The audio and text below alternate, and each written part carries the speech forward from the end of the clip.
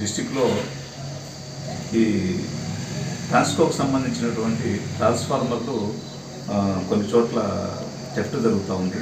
ఆ విషయంగా ఈరోజు కృష్ణగిరి కొన్ని మండలాల్లో కృష్ణగిరి, తర్వాత వెందుర్తి, పంజాత్మకూరు, అదేవిధంగా ఆలగడ్డ రూరల్ ఏరియాలో కొన్ని ఈ యొక్క ట్రాన్స్ఫార్మర్లు థెఫ్ట్ కావడం జరుగుతూ ఉంది. ఆ విషయంగా ఈ దినం కృష్ణగిరి సంబంధించినటువంటి సబ్స్టేషన్లో లోకల్ ఎస్ఐ గారిని వారి సహకారంతో ఈరోజు ఒక ప్రెస్ మీట్ నిర్వహించాలని చెప్పేసి ఈరోజు నిర్వహించడం జరుగుతూ ఉంది.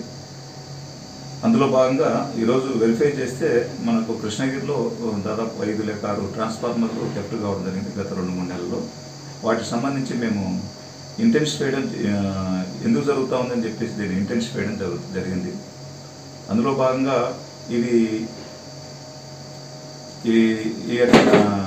ఈ ఎలక్ట్రిసిటీకి సంబంధించి బాగా అవగాహన ఉన్నటువంటి వ్యక్తులు ఎవరైనా ఈ ట్రాన్స్కోలో పనిచేసి కొంతమంది చెడు నడతలు ఉంటే వాళ్ళని తీసేయడం జరిగి ఉంటుంది. అటువంటి వాళ్ళని వెరిఫై చేయడం జరుగుతూ ఉంది. అదేవిధంగా కొంతమంది ప్రొఫెషనల్స్ ఉంటారు. లోకల్ పోలీస్ సహకారంతో ప్రొఫెషనల్స్ ఎవరైనా ఉంటే వాళ్ళను కూడా ఐడెంటిఫై చేయడం జరుగుతూ ఉంది. ఇద్దరం కలిసి సంయుక్తంగా ఈ బీడ్స్ను ఇంటెన్సిఫై చేయడం జరుగుతూ ఉంది. అదేవిధంగా ఎవరైతే అఫెన్స్ చేసిన వాళ్ళు ఎవరైతే ఉన్నారో వాళ్ళని కూడా తొందరలో పట్టుకోవడానికి అవకాశం ఉంది.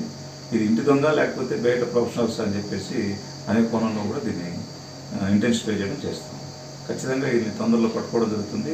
ముఖ్యంగా నేను ఈరోజు ప్రెస్ మీట్ పెట్టడం, రైతులు కూడా సహకారం, ప్రజల సహకారం లేకపోతే ఏది చేయలేము.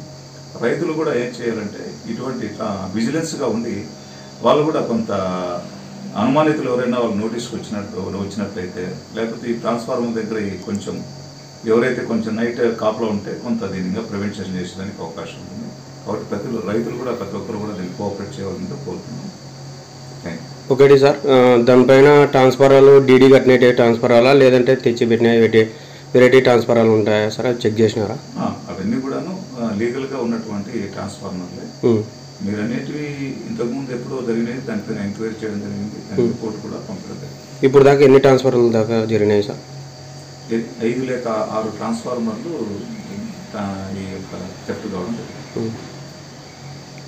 వాటన్నిటిపైన ఎఫ్ఐఆర్లు లోకల్ పోలీస్ ఎస్ఐ గారు వాటి కేసు కట్టడం జరిగింది. వాటిపైన దర్యాప్తు కూడా చేయడం జరుగుతుంది.